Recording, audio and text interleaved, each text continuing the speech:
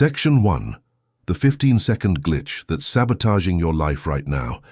As you listen to my voice, your brain is running a silent program in the background. It's a 50,000-year-old survival script, a glitch that is systematically destroying your potential while you don't even know it's there. What is this program? It's your brain's non-stop 24/7 scanner for problems. It's an ancient, deeply embedded code that is constantly looking for what's wrong, what's broken, what might hurt you, and what needs to be fixed. While this impulse might seem helpful, it is the single biggest reason why most people stay stuck in a loop of mediocrity, while a tiny percentage of people rise to levels of extraordinary success. They haven't just learned a new skill. They have found the off switch that 99% of people never will. This isn't positive thinking. This is a manual override for your mind. And by the time you finish this, you will have the exact framework to flip that switch permanently. Section 2. Are you an architect of the future or an archaeologist of your problems? So what is this switch? It's the fundamental difference between two ways of moving through the world. It's the choice between being an architect or being an archaeologist. Let me ask you a question. When you face a real challenge, a project fails, you get in a fight with your partner, you miss a major deadline, what is your first, automatic, gut-level instinct? Do you become the archaeologist? Do you instinctively grab your shovel and your brushes, get down on your knees and start digging into the past? Do you obsess over the why? Why did this happen? Whose fault is it? How did things get this bad? You dig and you analyze, becoming the world's leading expert on your own problem. You unearth every broken piece, every single mistake, every single reason for your failure. You spend hours, days, or even years in that hole, carefully brushing the dirt off your old wounds and cataloging them. Convinced that if you just understand the problem perfectly, you'll somehow be free. The only issue, you're still stuck in the hole. You're so focused on the anatomy of the past that you have zero energy left to build the future. This is where most of the world lives every single day as archaeologists of their own misery. Then there is the 1%, the people who have flipped the switch. When they face that exact same challenge, they become the architect. The architect doesn't grab a shovel. They grab a blueprint. They don't look down at the dirt. They look up at the skyline. The architect's mind isn't consumed by the why. It is ignited by the what's next. The architect acknowledges the hole, yes. They see the broken foundation. But they don't live there. They don't set up camp. They immediately ask a completely different set of questions.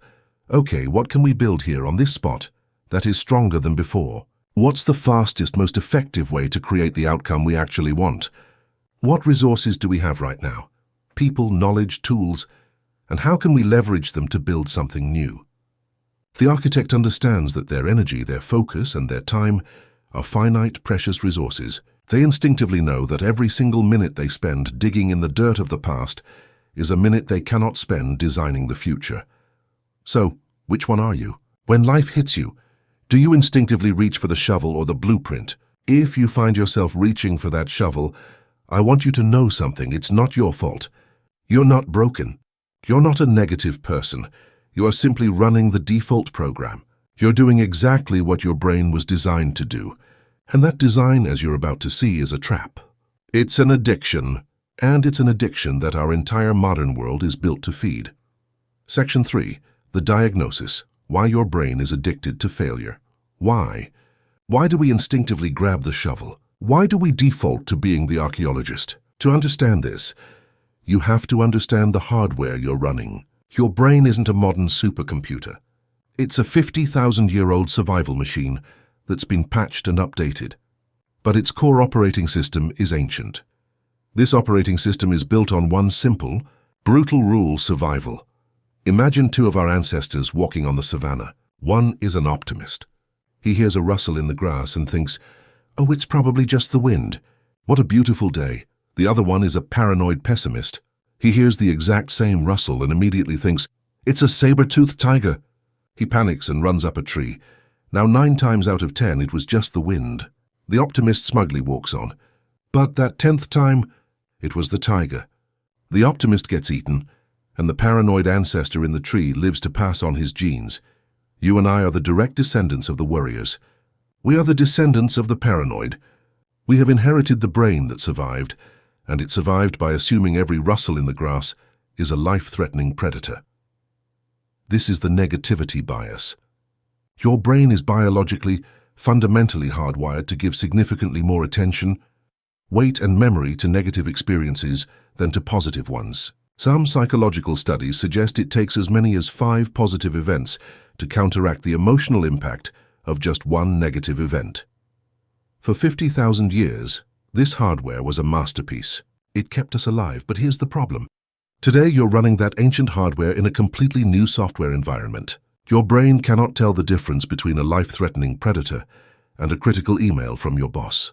It can't distinguish between a saber-toothed tiger and a looming deadline, a difficult conversation, or a nasty comment on social media. It treats them all as threats. The moment you encounter one of these modern threats, your ancient brain hits the panic button. It floods your system with stress hormones like cortisol and adrenaline. Your focus narrows, your creativity shuts down, and your entire being shifts into one mode: find the problem. This is the problem-focused trap, and here is the most insidious, most dangerous part of this entire mechanism. It feels productive.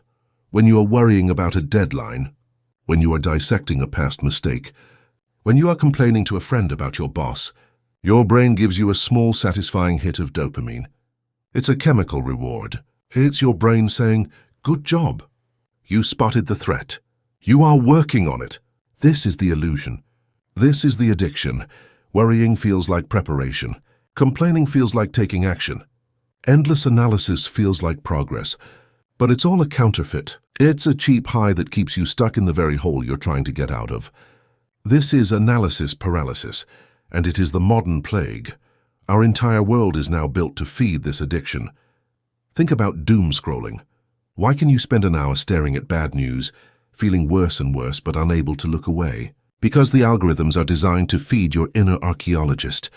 They are feeding your ancient brain's hunger for the next threat. Think about social media. It often devolves into a giant communal hole where everyone gathers to dig. We bond over our shared problems, complaining about the same things, feeding each other's outrage, and all getting that same satisfying dopamine hit. While nothing, absolutely nothing, gets solved. We see it in our companies. We sit in meetings that are 90% archaeology. We spend 55 minutes generating a flawless 360-degree analysis of what went wrong, and the last 5 minutes with a panicked, "Okay, so what's the plan?" This creates a vicious, self-perpetuating cycle that guarantees mediocrity. You focus on problems. Your brain, like a muscle, gets better at spotting them. You are literally strengthening the neural pathways of threat detection. Because you're now a world-class problem spotter, you see more problems everywhere. This makes you feel more overwhelmed, anxious and helpless. Feeling helpless, you're less likely to take real creative action. And because you take no action, the original problems get bigger, which just proves to your brain that it was right to worry in the first place. And the cycle repeats, grinding your potential, your creativity and your confidence into dust. You become an expert on what's wrong, and a complete amateur at making it right. This is the prison of the archaeologist. It's safe, it's familiar, and it's comfortable. But it's still a prison. But what if there was another way to operate? What if you could train your brain to override this 50,000-year-old script? What if you could, with conscious effort, rewire yourself to become an architect by default? That is what separates the winners from the warriors. And it starts by understanding the mindset that they use to build the future. Section 4. The 1% mindset. Flipping the solution switch. That prison of the archaeologist. That endless, dark, familiar hole of analyzing the past. It's not a life sentence. It's a choice. The truth is you have a switch in your brain, and the moment you learn to consciously flip it, you leave the prison for good. This isn't some magical woo-woo concept. This is a deliberate cognitive override. It's the conscious decision to stop running the 50,000-year-old survival script and to load a new program. This is the architect's mindset, and it's built on a foundation of questions that are fundamentally different from the ones the archaeologist asks. When the archaeologist is hit with a challenge, their brain screams, "Why? Why is this happening? Why me? Whose fault is this?" The moment the architect is hit with the exact same challenge, their brain asks, "Okay, what now? What's the one thing I can control in this situation? What's the one thing I can control in this situation? What's the ideal outcome? And what's the first step I can take to get there? Do you feel the difference? The first set of questions, the why, is a black hole. It's a vortex of blame, victimhood, and paralysis that consumes all your mental energy. The second set of questions, the what now, is a launch pad. It's a jolt of creative, focused energy. It seizes the steering wheel of your mind and points it toward a destination. Think of your brain as the most powerful graphics processing unit, or GPU, on the planet. It's a rendering engine. It will create in high definition whatever reality you feed it. When you feed it a diet of problem-focused thoughts, all the reasons it won't work, all the people who wronged you, all the potential failures, your brain. The perfect GPU renders a flawless 4K image of anxiety, helplessness, and insurmountable obstacles. When you flip the switch and feed it solution-focused questions, your brain does what it's told. It begins to render pathways. It renders possibilities. It starts highlighting resources you didn't see before. It renders a high-definition image of the solution. The problem and the circumstances don't change. But your entire experienced reality does, simply by changing the prompt you're feeding your own mind. This brings us to the first pillar of the architect's mindset. You are the pilot, not the passenger. The archaeologist lives with what psychologists call an external locus of control. They are a passenger in a car speeding down a mountain. They are tossed around by every bump, terrified of every turn, and completely at the mercy of the driver, the weather, and the road. They believe that life happens to them. Their success or failure is determined by external factors: their boss, the economy, their upbringing, their luck. The architect, by contrast, operates from an internal locus of control. The architect knows they are the pilot of the plane. They don't control the weather. They don't control the wind. They don't control the turbulence. But they 100% control their response to those things. They control the altitude, the speed, and the direction. They are at the controls. They believe that life happens by them. This single belief, I'm at the controls, is the most powerful predictor of success in any field. Because if you believe you're just a passenger, what's the point of trying to solve anything? You just brace for impact. But if you believe you're the pilot, you have no choice but to find a solution. You grab the yoke, you scan the instruments, and you fly the plane. The second pillar of the architect's mindset is this: there are no walls, only rivers. The archaeologist lives in a world of fixed limitations. When they encounter a serious obstacle, they see a 100-foot-high solid steel wall. It's impossible. I'm just not good at this. I don't have the talent. The problem is unsolvable. This is the fixed mindset. The wall is the end of the story. The architect lives in a growth mindset. When they encounter that same obstacle, they don't see a wall. They see a river. You can't go through a river, but you're not supposed to. A river is an obstacle, yes, but it's a fluid one. You can build a bridge over it. You can find a narrower point upstream. You can build a boat. You can follow it until it leads you to an ocean of new opportunities. The architect understands that impossible is almost always a temporary condition. The most powerful word in their vocabulary is yet. I can't solve this, and yet. I don't know how, yet. This isn't working, yet. That one. Simple word transforms a fixed wall into a fluid river. It turns a limitation into a process.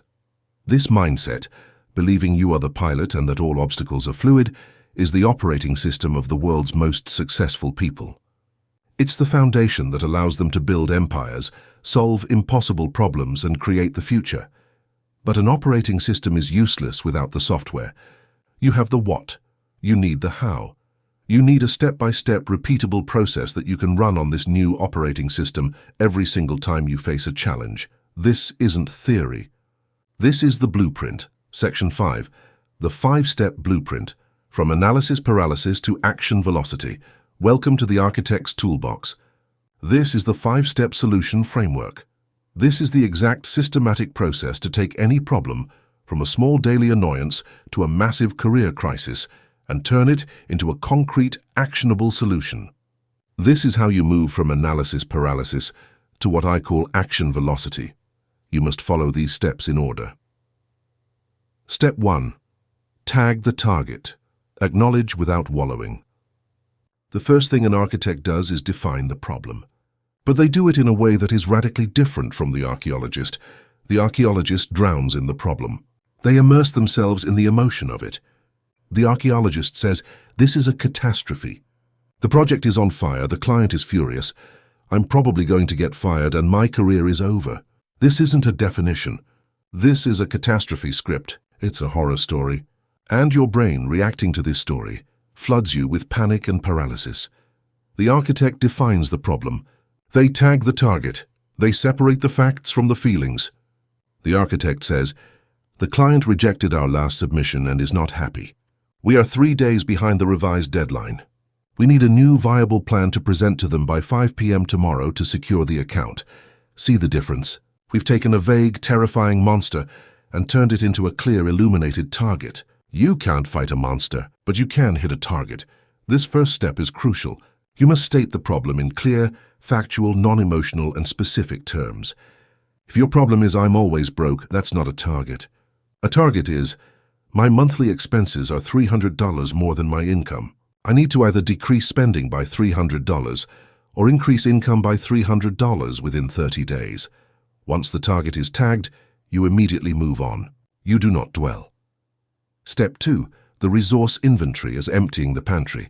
Before a master chef decides what to cook, they empty the pantry. They take stock of everything they have, not just what they think they have. The archaeologist, stuck in the hole, only sees what they lack. I don't have enough time. I don't have enough money. I don't have the connections. This is scarcity thinking, and it's a trap. The architect immediately shifts to abundance thinking by conducting a resource inventory. They list every asset available to them, and this is where you find the hidden gems. Don't just list the obvious resources like money, time, and skills. Dig deeper. Your hidden resources are often more valuable. Your knowledge, that article you read last week, that podcast you listened to, that seminar you took 3 years ago, your network, every person you know. Could one of them offer advice?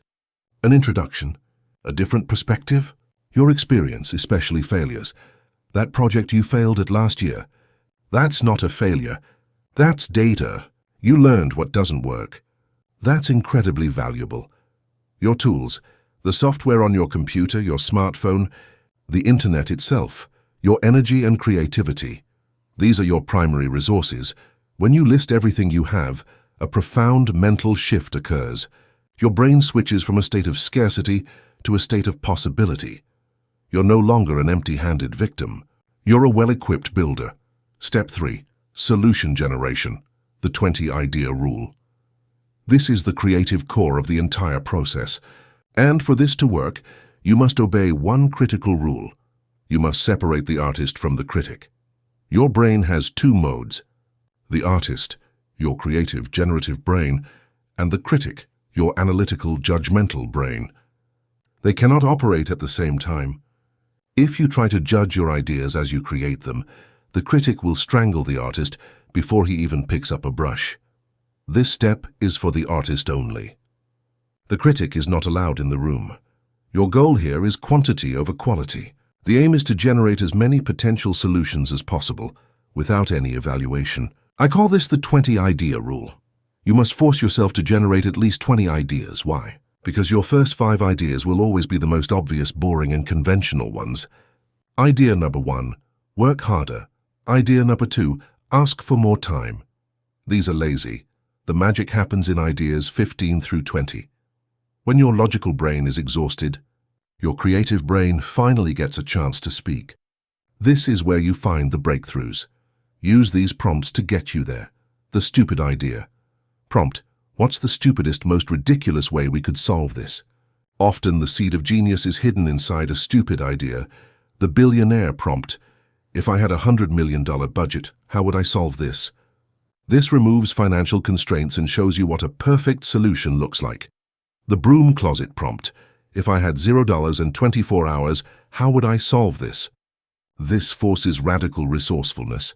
The hero prompt: what would insert your hero, an innovator, a historical figure do? Write every idea down, no matter how crazy, do not judge.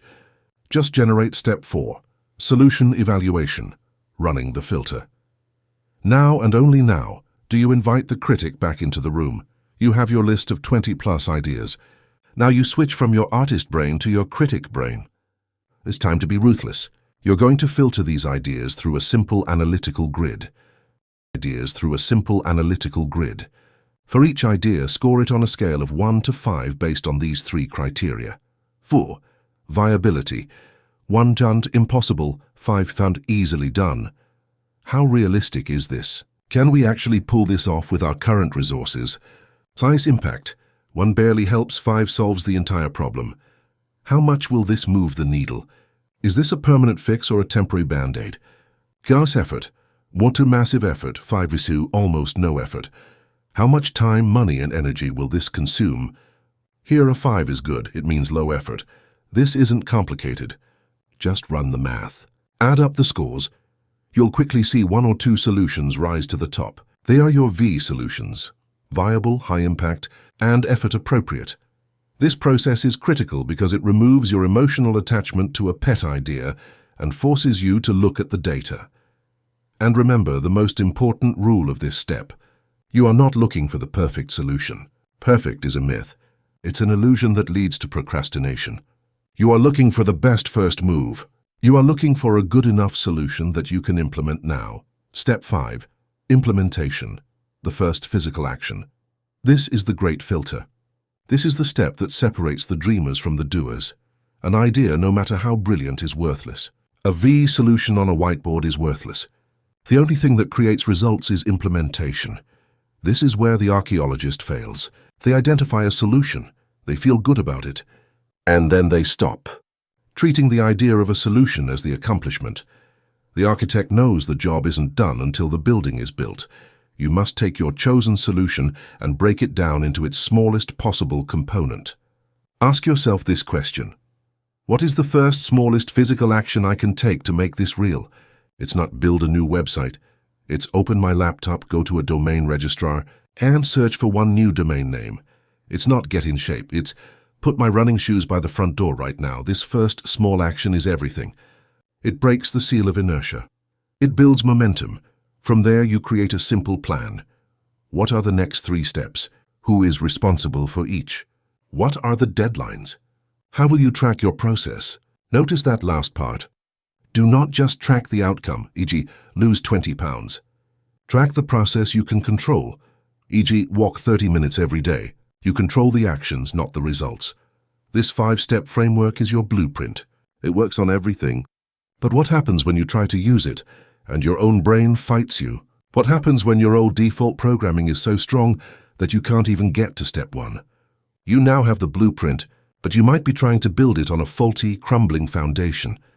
Before you can build, you must rewire that foundation.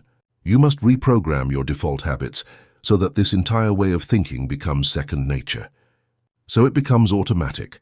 Section 6, the reprogramming, rewiring your brain for automatic wins. You have the mindset. You have the blueprint. Now we begin the most important work of all. We install the new software. We must rewire your brain's default mode, transforming this solution-focused process from a conscious, difficult effort into an unconscious, automatic habit. This is how you make the architect's mindset your new default. It requires daily practice, using a set of 5 powerful reprogramming techniques. Technique 1. The solution interrupt. The pattern break. Your brain runs in loops. The archaeologist's loop of worrying, complaining, or blaming is a deep, comfortable groove. You've run that program thousands of times. You can't just wish it away. You have to interrupt it. This is a pattern interrupt. The millisecond you catch yourself in that negative loop, the moment you feel that familiar anxiety, or hear yourself complaining, or find yourself endlessly analyzing why, you must break the pattern. How? You need a physical anchor. Snap your fingers.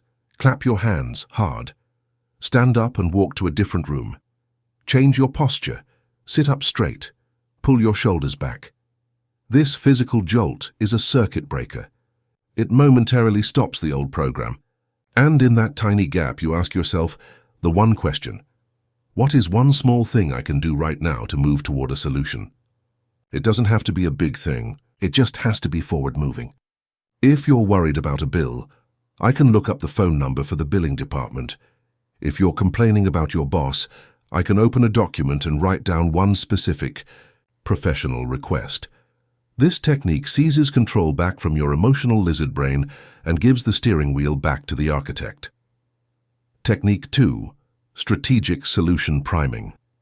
Controlling your information diet. Your brain is programmed by what you consume. Garbage in, garbage out. Most people begin their day by priming their brain for problems. They wake up, grab their phone, and immediately consume a fire hose of negativity, triggering news headlines, social media outrage, stressful emails, and other people's problems. Within the first 5 minutes of being awake, they have told their brain, the world is on fire, everything is a threat, and we are in danger. They are priming their brain to be an archaeologist all day long. You must stop this. You must curate your information diet as strictly as you would a diet for your body. The sacred 20. The first 20 minutes of your day are sacred. No phone, no news, no email, no social media. Instead, prime your brain for solutions. Read 10 pages from the biography of a great problem solver, an inventor, an explorer, a CEO. Review your personal goals. Listen to an inspiring podcast about innovation. Meditate on the solutions you plan to create today. You are setting the default mode for your brain for the rest of the day. The digital curation. Go on an unfollow spree. Open your social media. Unfollow every account that is chronically negative, cynical, or complaint-driven. Now, go follow innovators, builders, artists, scientists, and engineers. You must transform your social feed from a problem log into a solution catalog. Every scroll should give you ideas, not anxiety. Technique 3. Solution visualization. The mental rehearsal. Top performers, fighter pilots, elite surgeons, Olympic athletes, never go into a high-stakes situation cold. They have already won hundreds of times in their minds. They run it in a mental simulator. Why? Because your brain and your nervous system cannot tell the difference between a vividly imagined experience and a real one. You can use this to build the neural pathways of success before you even face the problem. Spend 5 minutes each morning. Close your eyes, bring up a challenge you are currently facing. Then in high-definition detail, visualize yourself flawlessly executing the 5-step solution framework. See yourself calmly tagging the target. Feel the confidence as you list your resource inventory. Imagine the creative spark of the 20-idea brainstorm. Feel the satisfaction of implementing the final, winning solution and achieving the outcome.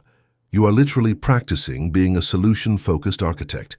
You're building the mental muscle memory, so when the real challenge hits, your brain doesn't panic. It just runs the program you've already practiced. Technique 4. Environmental design. Programming your space. Your physical and digital environments are not passive backgrounds. They are a constant set of instructions for your brain. If your desk is a chaotic mess of old problems, past due bills, failed reports, clutter, your brain will be in a constant state of low-grade panic. It's an environment for an archaeologist, a dig site of past failures. You must design your environment to be a cockpit for an architect. Physical space. Clean your desk. Get a whiteboard. On that whiteboard, write your primary solution-focused question for the week. E.g., how can I double my client leads? Make the solution, not the problem, the biggest thing in your room. Digital space. Your computer desktop is the same. Clean it. Get rid of the clutter. Create one folder called Active Solutions. Change your passwords to something empowering like Architect Modi 25. Or solve it now. Make your environment a constant physical reminder of your new identity. Technique 5. The Solution Journal. Your daily win log. This is the most powerful and critical habit of all. It is the one that seals your new identity. Most people suffer from failure obsession. They can solve 10 problems in a day, fail at one, and go to bed obsessed with that one failure. Their brain completely discounts the 10 wins. You must reverse this. You must prove to your subconscious mind that you are a successful problem solver. Get a simple notebook. At the end of every single day, spend 3 minutes writing down the answers to these 3 prompts. One challenge I faced today, e.g., the client call was hostile. One solution-focused action I took, e.g., I didn't get defensive. I used the tag the target method and asked, what is the specific outcome you are looking for? The result or lesson learned, e.g. the tension broke, we got a clear action plan. The lesson, don't react to emotion. Redirect to a solution. This win log builds an undeniable compounding stack of evidence. On days when you feel like a failure, you can read your own journal and see hundreds of pages of proof that you are a person who finds solutions. You are no longer just trying to be an architect. You are logging the receipts that prove you are one. These 5 techniques, practiced daily, will forge new pathways in your brain. They will overwrite the ancient default program. This is how you go from knowing what to do to being the person who does it, automatically. But this new power isn't just for you. What happens when you can use this framework to not just solve problems but to transform them? What if every problem wasn't just a problem, but the raw material for an opportunity? That's the next level. That is the level of the alchemist. Section 7. The Mental Alchemist. How to reframe any problem into an opportunity. You now have the mindset of an architect and the 5-step blueprint to build solutions. You have the daily habits to reprogram your brain. But what if you could do more than just solve problems? What if you could transform them? For centuries, alchemists searched for a way to turn lead into gold. They failed because they were working with the wrong materials. But mental alchemy is real. It's the ability to take the lead of a problem, the failure, the setback, the crisis, and transform it into the gold of an opportunity. This is the single most powerful skill of the architect. Here's the secret. The archaeologist sees problems as threats.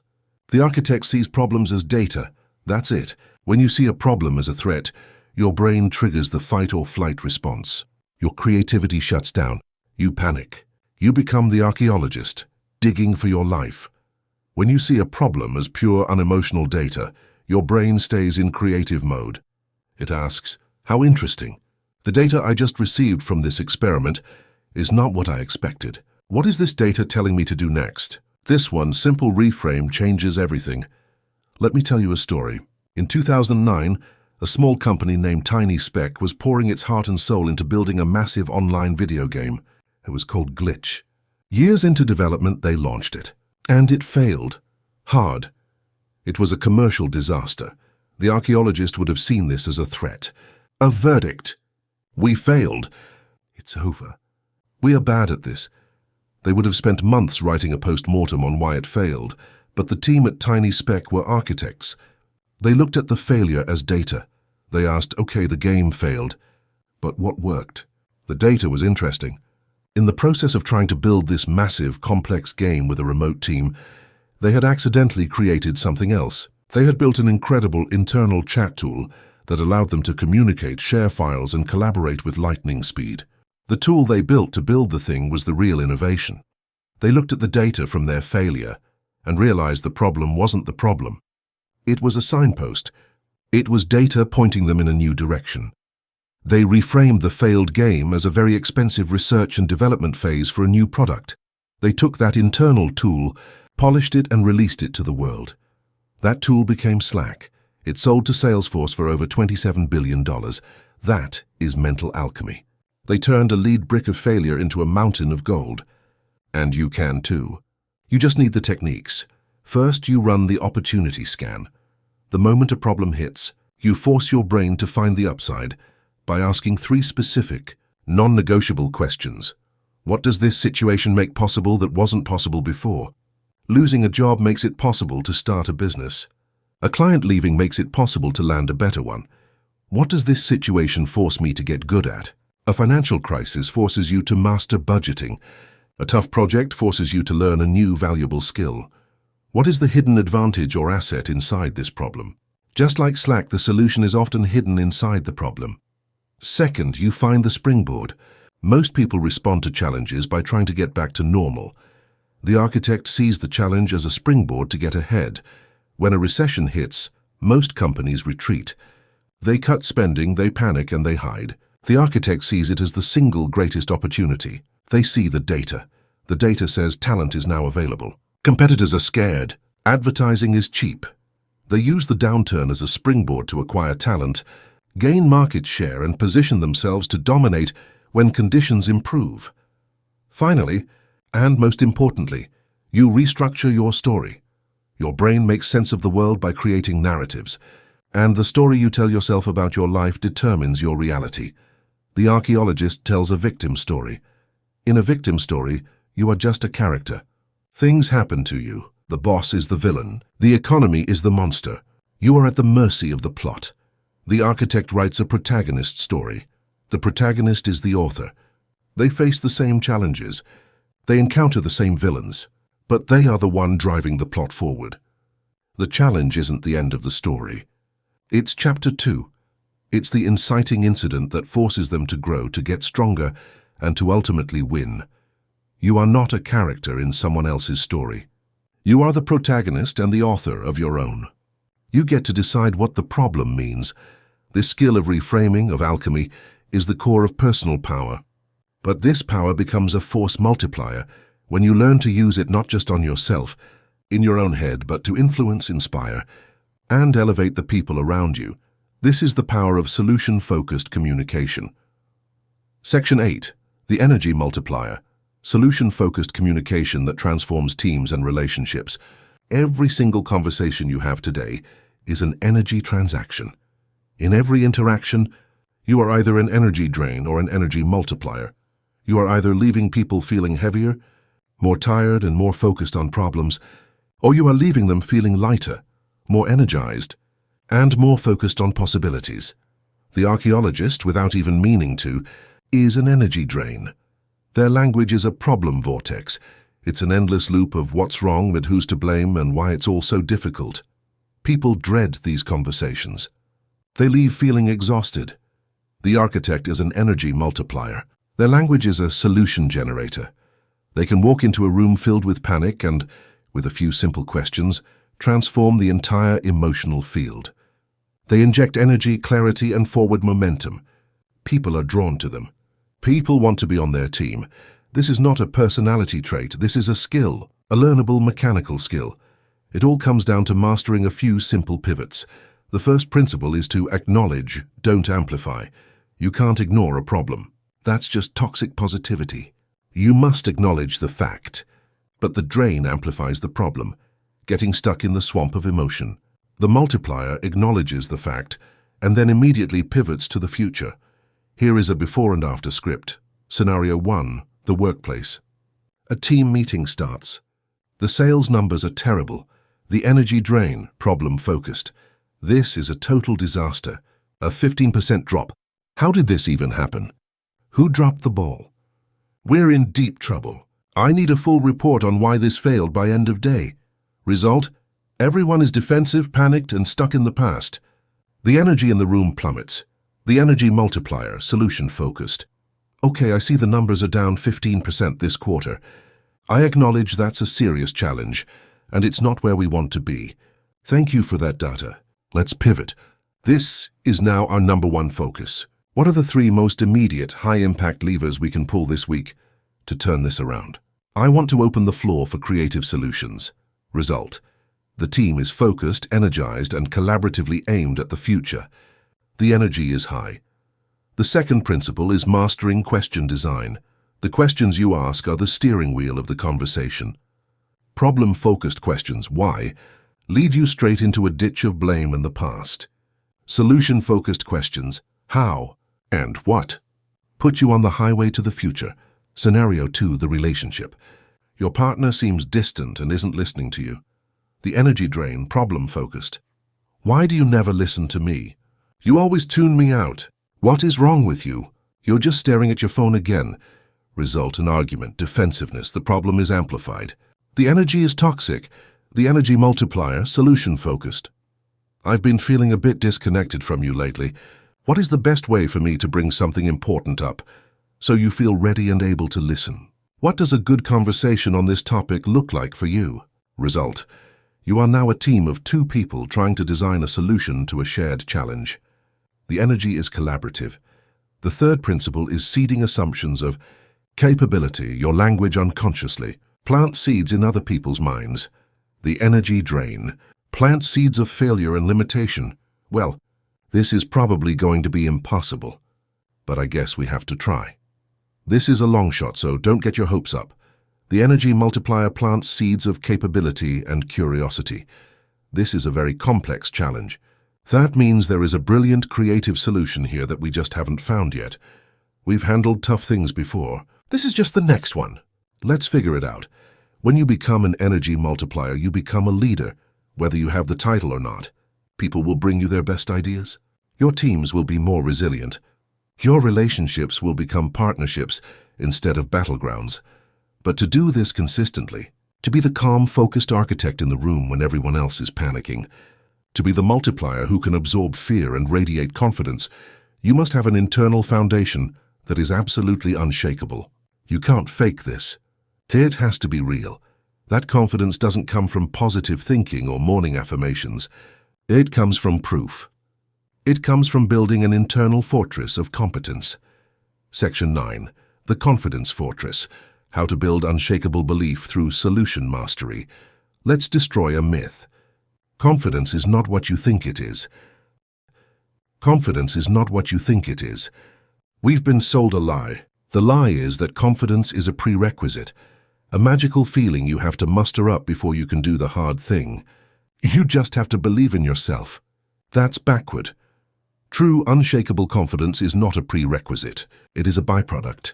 It is the result of proven competence. It is the reputation you have with yourself. Think about it. An archaeologist has no real confidence. Why? Because their internal reputation is, "I'm very good at finding problems." They are haunted by imposter syndrome because they haven't proven to themselves that they can solve them. An architect has unshakable confidence. Why? Because their internal reputation built over time is, "I am a person who finds solutions." Confidence is not a feeling. It is an identity built on evidence. So how do you build this evidence? How do you build this internal fortress? Brick by brick, until it's so strong that no amount of imposter syndrome or external criticism can knock it down. You do it with one non-negotiable daily habit. I call it the solution journal.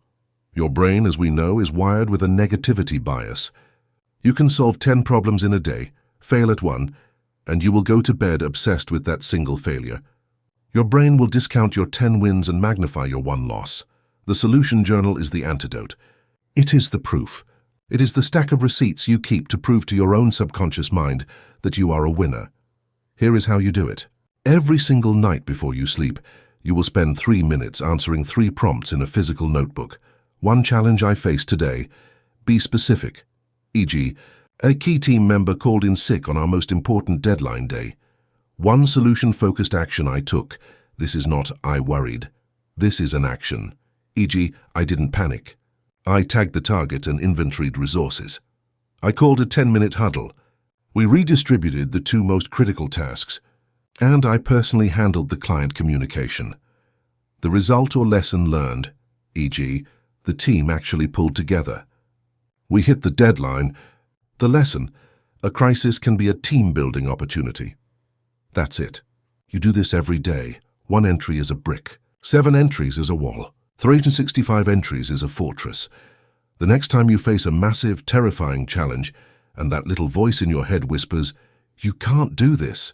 You're a fraud," you will have a literal physical book filled with hundreds of pages of your own handwriting, proving that it's wrong. That is real confidence. It is a fortress built on facts, not on feelings. But what about the times you fail? What about the bricks that crumble? This is the second part of the foundation. You must learn to treat failure as data, not drama. To the archaeologist, failure is a verdict. It's a judgment on their worth. It's drama. I failed. I am a failure. To the architect, failure is data. It is simply information, paid for with time and energy. It is not a verdict. It is a guidepost. That approach didn't work. The data is now clear. What is the next experiment? When Thomas Edison was failing to invent the light bulb, a reporter asked him what it felt like to have failed 1,000 times. Edison famously replied, "I have not failed 1,000 times. I have successfully found 1,000 ways that will not work." That is the architect's mindset. That is turning failure from drama into data. It's a non-emotional, necessary, and valuable part of the process. You build this fortress by starting small. This is the third technique, deliberate challenge progression. You don't start by trying to lift a 1,000-pound boulder. You start with a 10-pound brick. You intentionally seek out a small challenge that is just outside your comfort zone. Then you use the 5-step blueprint to solve it. You log the win in your solution journal. You get that competence hit. Then you find a 20-pound brick. You solve it. You log the win. This is the true upward spiral. This internal fortress is your foundation. It's what gives you the power to be the alchemist. It's what makes you the energy multiplier.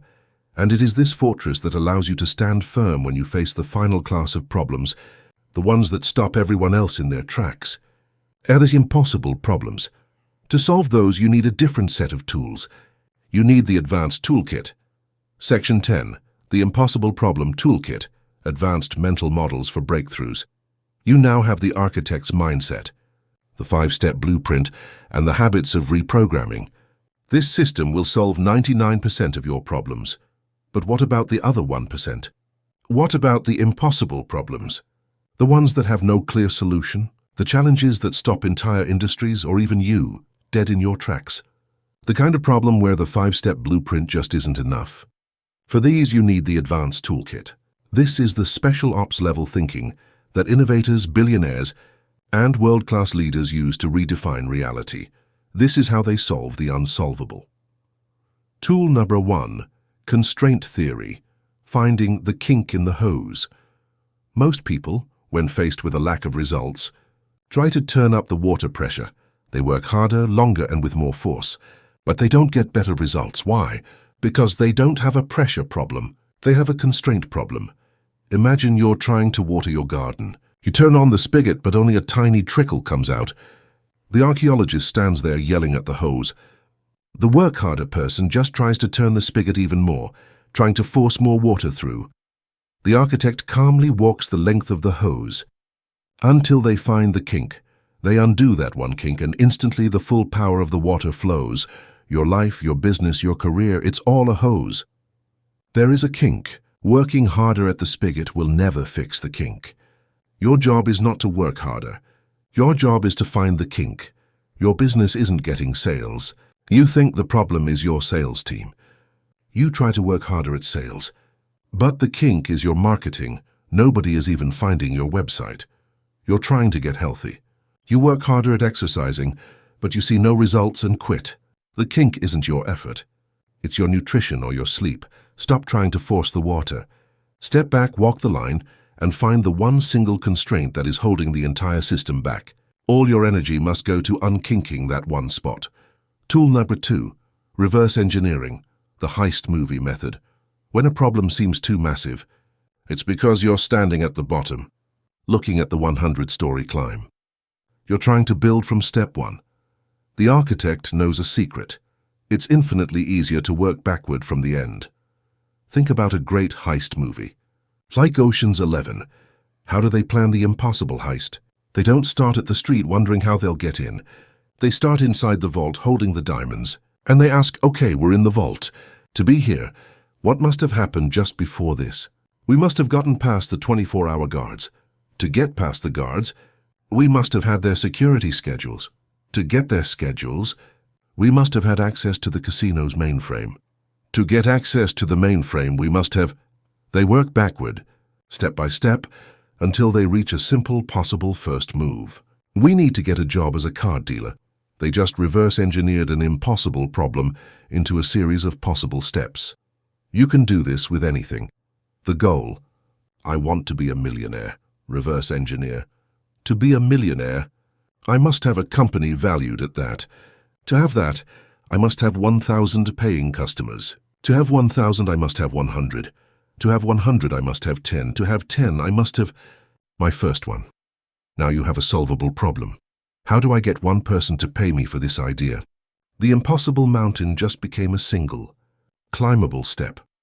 Tool number 3, first principles thinking, the physics of the problem. This is the mental model famously used by innovators like Elon Musk. It is the most powerful way to break out of old, stuck thinking. Most people reason by analogy. We do things because that's how they've always been done. Rockets are expensive. Why? Because they're like airplanes. Airplanes are expensive. That's an analogy. This career path takes 10 years. Why? Because that's how long it took everyone else. That's an analogy. First principles thinking ignores the analogy. It ignores the what everyone else does and boils the problem down to its fundamental physical truths. Musk didn't accept that rockets were expensive. He asked, what is a rocket actually made of? What are the first principles? Well, it's made of aerospace-grade aluminum alloys, titanium, copper, and carbon fiber. He went to the commodity market and found that the raw material cost for a whole rocket was only 2% of the typical price. The impossible problem wasn't the cost of the rocket. The impossible problem was the assumptions everyone was making. You must do this with your problems. What are you assuming to be true? That might just be an analogy. You assume you need a 4-year degree to get that job. Is that a first principle or an analogy? The first principle is that you need provable skill. Can you prove that skill another way? You assume you need a giant budget to launch your idea. Is that a first principle? The first principle is that you need to reach customers. Can you reach your first 10 customers for free? Stop reasoning by analogy. Break your problem down to the physics of what is actually true. You will often find the impossible problem was just a bad assumption in disguise. These advanced tools are how you bend reality. They are how you innovate and find the breakthroughs others miss. But they all require immense mental energy and clarity. You can't run this kind of high-level software on a junky operating system. You need a daily system that protects your energy, builds your focus, and makes solution finding your default. Automatic state. Section 11. The SOS, Solution Operating System. A daily routine for guaranteed progress. Having that advanced toolkit is like owning a Formula One race car. But if you wake up every day and put contaminated low-octane fuel in the tank, that car is never getting out of the garage. Your willpower is not enough. Your motivation will fail you. You cannot rely on feeling good to do this work. You must stop relying on willpower and start relying on systems. You need a non-negotiable daily routine that automatically programs you to be the architect. A system that builds your mental energy, directs your focus, and compounds your confidence. This is your SOS, your Solution Operating System. It is a 3-part daily protocol. The morning launch sequence, the first 15 minutes. How you start your day determines how you live your day. Most people begin their day in defense. They wake up, and the very first thing they do is grab their phone.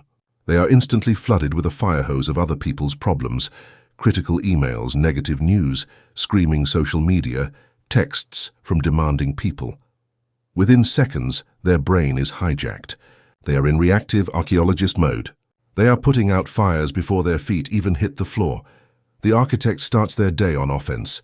This 15-minute launch sequence happens before the phone, before the email, before the noise. Part 1. Prime the engine, 5 minutes. You must feed your brain solution-focused fuel. Read 10 pages from a biography of a great innovator. Review your solution journal from the night before. Read a book on creativity, leadership, or strategy. You are priming your mind for solutions, not problems. Part 2. Define the target, by 5 minutes. Look at your day. Ask the single most important question. What does winning look like today? Not the 50 things you have to do. What is the one most important target? What is the one thing that, if you accomplish it, will make this day a success? You have just given your brain its primary mission. Part 3. Run the simulator, 5 minutes. Close your eyes. Run the visualization exercise. See yourself winning. Visualize that one most important target as already complete. Feel the satisfaction. See yourself calmly handling the one challenge you know is coming. You are running a pre-flight check for your mind. You now start your day in a proactive, focused, and primed state. The daytime architect's filter, all day. Throughout your day, you will be ambushed by distractions, by problem vortexes, the office complainer, the pointless meeting, the gossip, the drama. These things are energy vampires. They are trying to pull you back into the archaeologist's hole. You need a mental filter to guard your focus. This filter is one simple question you ask yourself before you get pulled in. Will this conversation or activity move me closer to a solution or pull me deeper into the problem? This one question is your gate. If it's pulling you into the problem, like gossip, you now have the permission to exit. I've got to get back to my target. I'll catch you later. If it's a problem-focused conversation you must have, like with your boss, this filter reminds you to pivot. You will use the tools from Section 8. I understand the problem. What are our options for moving forward? This filter is how you protect your SOS from contamination during the day. The evening compounding engine, last 5 minutes. This is the most critical part of the system. This is where you build your confidence fortress from Section 9. This is the solution journal in action. At the end of your day, you are not just logging off. You are compounding your wins. You open your journal and you write, the challenge I faced, e.g. the server crashed. The solution-focused action I took, e.g. I tagged the target, got the facts, no panic. I used reverse engineering to find the faulty line of code. The win lesson, e.g. fixed it in 30 mins. Lesson, the problem is rarely what it first appears to be. This 5-minute habit is the engine of your confidence. It proves to your brain day after day that you are a person who finds solutions. You are compounding your identity as an architect. This is your solution operating system. It is the non-negotiable practice that builds the architect. It transforms your mindset from a theory into a daily reality. When you install this SOS in your own life, people around you will notice. You will become the calm one in the storm, the person who gets things done, the one who doesn't panic. You will by default become a leader. But how do you scale this? How do you take this from a personal system to a team system? How do you build an entire culture of architects? Section 12. The Solution Accelerator. How to build a culture that solves problems automatically. Once you become an architect, you will see archaeologists everywhere. You will see how much time, energy, and money your team, your family, or your entire company is wasting by digging in problem holes. You cannot just tell them to change. You must build a system that accelerates the solution-focused mindset for everyone. You must stop being a lone wolf problem solver and become a solution accelerator. Here is how you build a culture of architects. You are the cultural thermostat. Thermometer just reflects the temperature in the room. A thermostat sets it. Most leaders are thermometers. If the team is in a panic, they panic. If the team is blaming, they blame. You must be the thermostat. You set the tone. Culture is not the motivational poster on the wall. Culture is the leader's behavior in a crisis. When the server crashes, does the leader start screaming and asking, whose fault is this? Archaeologist. Or do they walk in calmly and ask, okay, what's our plan? Architect, your team will mirror you. You cannot demand a solution-focused culture if you model a problem-focused one. You must be the new standard. Redesign your meetings. The 3-to-1 rule. Most corporate meetings are problem cemeteries. They are where good ideas and positive energy go to die. They are 90% archaeology and 10% panicked last-minute planning. You must redesign this broken system. Implement the 3-to-1 rule. It's simple. For every 1 minute anyone on the team is allowed to spend defining or analyzing a problem, the team must spend 3 minutes brainstorming solutions. Okay, Greg, you have 10 minutes to present the data on what went wrong. Go. After 10 minutes. Thank you. That is a clear target. Now, team, we have 30 minutes on the clock. I want every single idea on this whiteboard for how we solve it. Go. This simple rule, enforced without exception, will force your team's conversations to be future-facing. It mechanically starves the archaeologist and feeds the architect. Hire for the mindset, the architect interview. You cannot build a team of architects by hiring a staff of brilliant archaeologists. You can train skill, but it is incredibly difficult to train mindset. You must stop hiring only for skill and start hiring for the SOS how. By changing your interview questions. Stop asking, what's your biggest weakness? It's a useless, rehearsed question. Start asking solution-focused, high-pressure questions that reveal their default programming. Question 1. Tell me about a time a major project you were on went completely off the rails. I don't need the 10-minute story of why it failed. Tell me the first 3 actions you personally took to get it back on track. Question 2. A client calls you furious about a massive problem you've never even heard of. You have 60 seconds. What do you say to them? Question 3. You've been given a project that seems impossible. Your budget is 0, and your deadline is next week. What is the first thing you do? You are not listening for the right answer. You are listening for how they think. Do they panic? Do they blame? Or do they get curious? Do they ask questions? Do they take agency?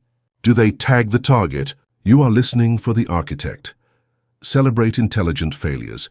This is the most terrifying and most important step. If you want a culture of true innovation, you must create psychological safety. If your team believes that one mistake will get them shamed or fired, they will never take a risk. They will never bring you a creative idea. They will only bring you safe, boring, conventional ideas. To build a team of architects, you must publicly celebrate an intelligent failure. An intelligent failure is a bold experiment that was well planned, but simply didn't work. When this happens, you must gather the team and say, "I want to publicly thank Sarah and her team. They ran a bold experiment this week to try and solve our customer service bottleneck. It didn't work. And that is okay. Because of their attempt, we learned 3 invaluable pieces of data that we never would have known otherwise. This is the kind of smart risk-taking I want to see more of. This is how we win." When you do this, you send a message to every single person in your company. It is safe to be an architect here. This is how you accelerate. You stop being one architect, and you start building an entire city of them. But what happens when the one problem you can't plan for hits? What happens in a true code red, the building is on fire crisis, where your SOAS is pushed to the absolute limit? Section 13, the crucible. How to stay solution-focused in a crisis. You now have the systems. You have the mindset. You have the blueprint to build a solution-focused culture. But what happens when the blueprint is on fire? What happens when you aren't just facing a problem but a true code red crisis? A moment of extreme suffocating pressure, where all your well-laid plans evaporate. This is the final exam. This is the crucible. This is the final exam. This is the crucible. Anyone can be an architect when the sun is shining and the tools are in order.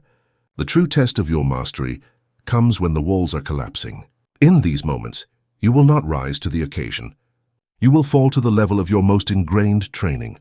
When a true crisis hits, a market crash, a personal emergency, a system-wide failure, your 50,000-year-old brain takes over. It's called an amygdala hijack. Your ancient survival script doesn't just suggest you become an archaeologist. It shoves the architect aside, seizes the steering wheel, and floods your body with cortisol and adrenaline. This is the threat detection system on overdrive. Your creative mind, your prefrontal cortex, goes offline. Your focus narrows to a pinhole.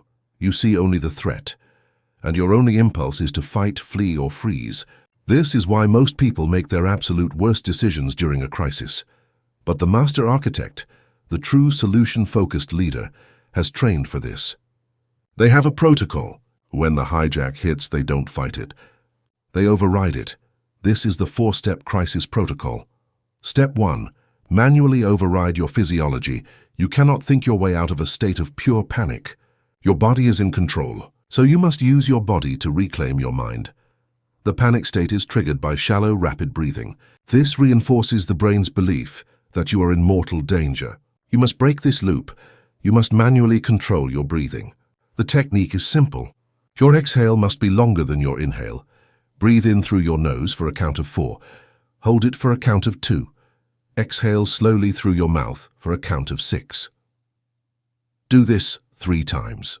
Right now. That simple physiological act is a signal to your nervous system. It activates your parasympathetic, that's rest and recover system.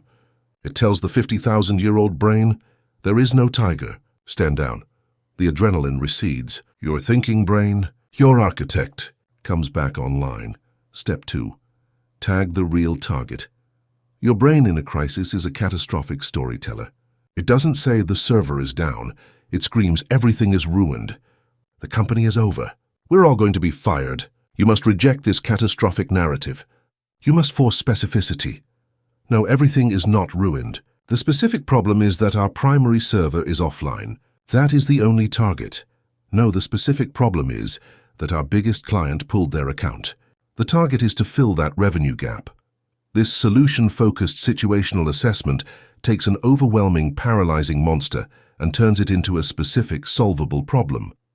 You cannot fight everything. You can and will fix the server. Step 3. Find the first move. Embrace imperfect action. In a crisis, perfect is the enemy of alive. This is not the time for the 5-step blueprint. This is not the time for a 20-idea brainstorm. This is rapid solution iteration. You don't have time for the perfect solution. You need a workable solution now. You must abandon perfectionism and find the first, simplest move that creates positive momentum. Ask your team one question. What is the one thing we can do in the next 10 minutes that makes this 5% better? Not 100%. 5%. Can we get a backup server online? Can we post a status update for our customers? Can we call the one person who might know the answer? This single action breaks the paralysis of the freeze response. It builds momentum, and that momentum will often lead you to the next solution and the one after that. Action is the antidote to fear. Step 4. Mobilize your assets. Kill the lone hero. In a crisis, the lone hero ego is a liability. Trying to solve it all yourself is the fastest path to failure. This is the moment to mobilize every asset at your disposal. This is stakeholder mobilization. Ask these questions fast. Who needs to be in this room right now? Who has solved a part of this problem before? Who can we call for help? Vendors, partners, even competitors in an industry-wide crisis. Drop the ego. Make the calls. Our crisis often makes people more willing to help, not less. This protocol, override, tag, act, mobilize, is how you navigate the crucible, because the crucible isn't just an obstacle to be survived. It's a forge. It's the place where your skills are hammered into mastery. A crisis doesn't build your character. It reveals it. It reveals your training. It reveals whether you are an archaeologist or an architect. And when you prove under fire that you are an architect, you don't just solve the problem. You become something new. You become a leader. Section 14, the ripple effect, becoming the leader. People follow through chaos. This entire journey, from understanding the archaeologist's trap to mastering the crisis in the crucible, has been about one thing, your personal transformation. But this is where the real work begins. Because personal mastery is just the beginning. The ultimate goal is not just to be an architect. It is to build a world full of them. This is the profound shift from personal success to lasting legacy. This is the final and most important step, solution-focused leadership. And here is the secret to that leadership. It has nothing to do with a title. It has nothing to do with a corner office. It is not about having all the solutions. It is about creating an environment where solutions are found. People do not follow your solutions. People follow your certainty that a solution exists. In the middle of a crisis, when the fog of chaos is thick and everyone is panicking, your team isn't looking for a genius. They are looking for a thermostat.